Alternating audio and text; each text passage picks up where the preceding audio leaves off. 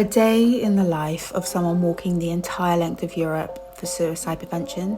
Welcome to day 37. I'm in Sweden. I start by boiling some water so I can have a nice coffee.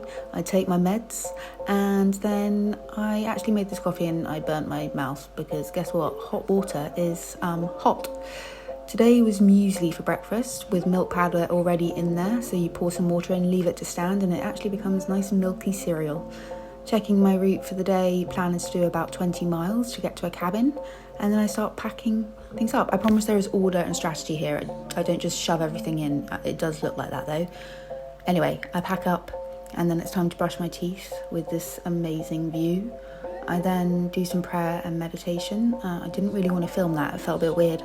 So here's the view from my tent for you to enjoy instead, which is probably far more interesting.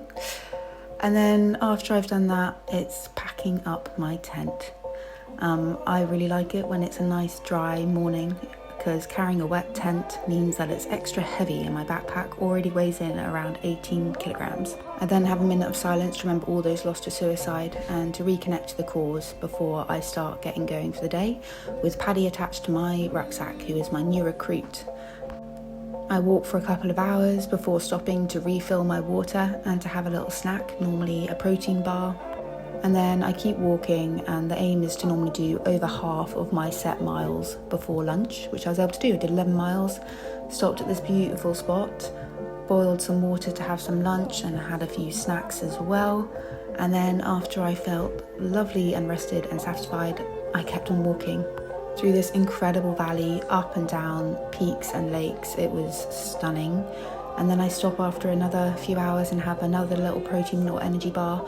I'm burning around 5,000 calories a day, so I never even meet that calorie goal, but I try to at least. I then stopped for a cup of tea.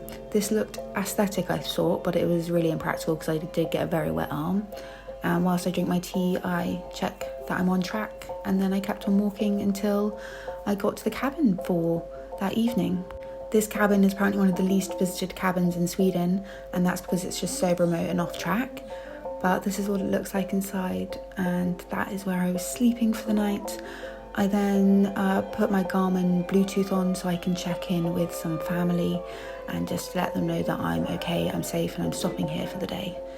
And then after I've eaten some dinner, I have my Snickers bar, a cup of tea. I also washed myself a little bit and enjoyed the view before heading to bed to get some rest and to wake up and do it all over again tomorrow.